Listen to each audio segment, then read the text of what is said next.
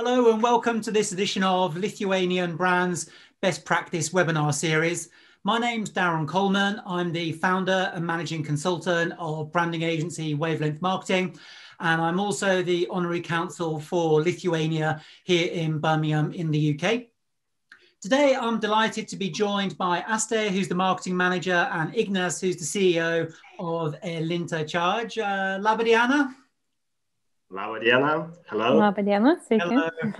So there's my limited Lithuanian for you. So I'm delighted to be here, and I think you've got some fantastic ideas on your product and brand to share with us this morning. So can I start by asking you to provide some context for your brand?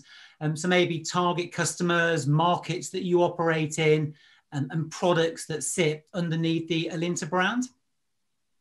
Okay.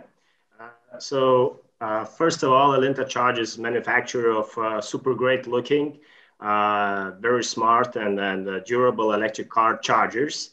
And e-mobility, as you know, is a hot topic for a couple of last years and then years to go ahead.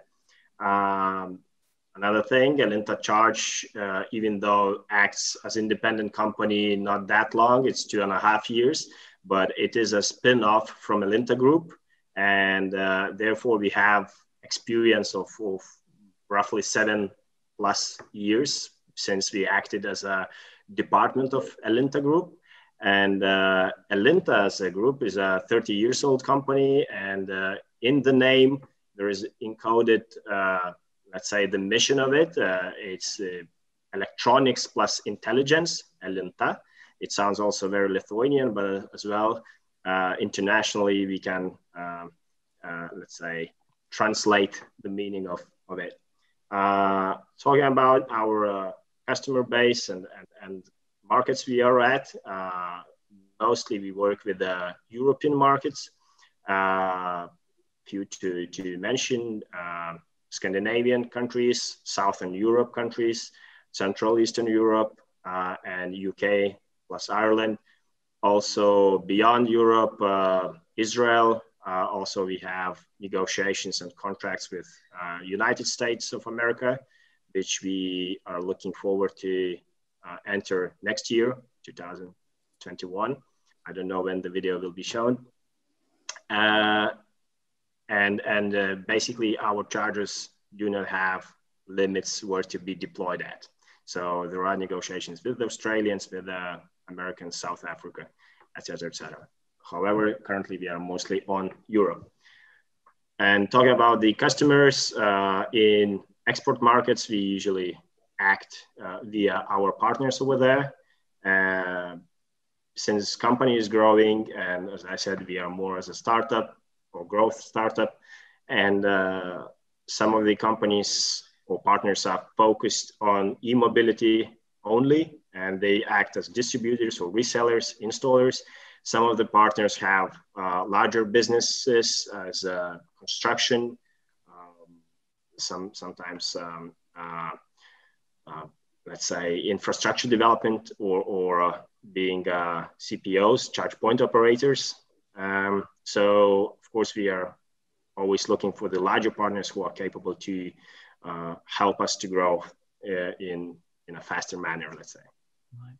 So just so I can understand this for my own benefit, so you're selling charging points that local authorities, governments, etc., may install in the streets, and then people can go and plug a car in and charge, and off they go afterwards. Yes, probably I have to add that we are focused on AC chargers, which in simpler languages, slow or semi-fast chargers. These are the ones you plug in when you come at workplace or business center, where you spend a couple of hours, several hours, as well as we do have chargers for home market, for private use, where you plug in, then you go, basically when you come back home and go to sleep. And I often compare charging electric car to charging your mobile phone. That's a huge difference from internal combustion engine cars, when we used to go on purpose to fill in fuel. So with the electric cars, you charge when you just do not drive. And as one of our friends made a joke asking others, how long does it take to charge your car? Everyone was guessing like hours or minutes. And he said, for me, it's 15 seconds, basically taking the cable, plugging in and going to do whatever you do and coming back, plugging out the cable from the car. So this is how it works. So do you have a variety of products that sit under the Elinta brand? Do you have one brand or do you have multiple brands for each product? Let's say it sits firstly on Elinta Charge brand. Yep. And we spin off from Elinta and we do not do the same marketing, let's say, or we have different, slightly different, let's say, markets or philosophies or segments we are working at. Talking about the brands or of our products is rather names of the products than the brands. So there is no that huge gap between company brand and product brands or names.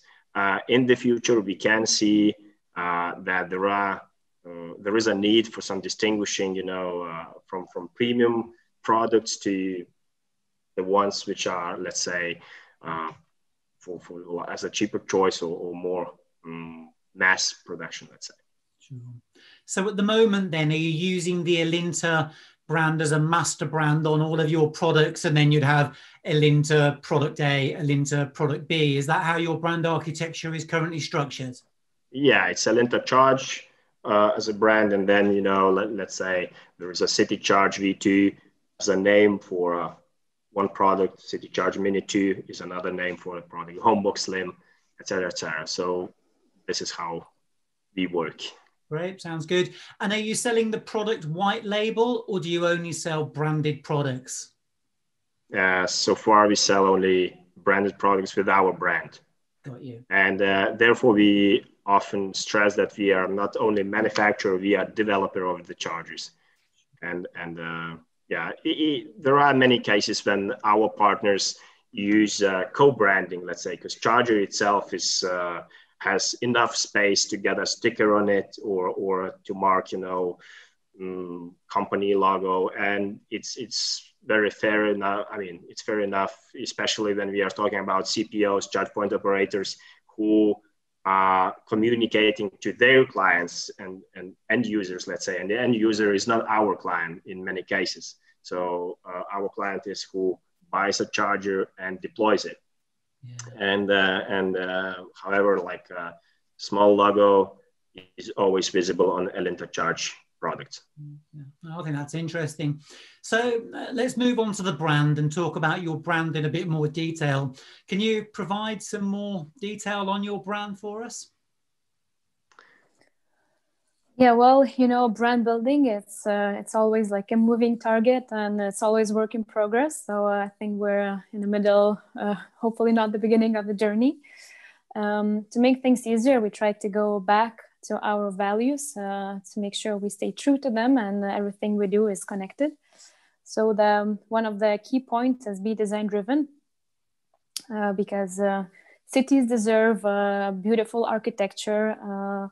The charging stations are meant to be part of architecture. They're meant to stay. It's not a trend, it's a hot topic, which is meant to stay for decades. So the charging stations are award-winning. They got Red Dot Award, which is really like a staple for a timeless design, which we're very proud of.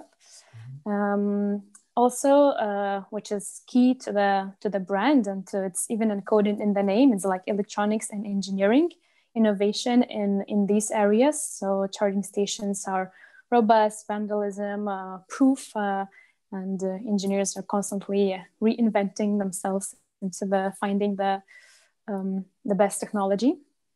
And also is intelligence and smart parts. So it's not simply like a plug that you would plug your charging phone. It's way more, and it's also our mission to spread the message and educate customers what are the capabilities of this technology.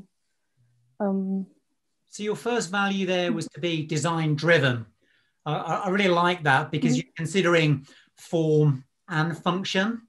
So, it delivers, but aesthetically it looks nice. And you walk down the street and you do see these charging points, and the fact that you're making them nicer to look at and they can be a part of a built environment, I think it's a really smart move. Yeah. How do those values play out in terms of when you're selling to different markets, or do you use those values in the same way? So, for example, is being design driven more important in certain countries or certain markets than others? I would think maybe Ignas could comment. Yeah. So I would say, like a premium product always finds, a similar customer, and every market has customers and target groups which are less so interested in premium, and every market still has certain groups which is interested in premium products.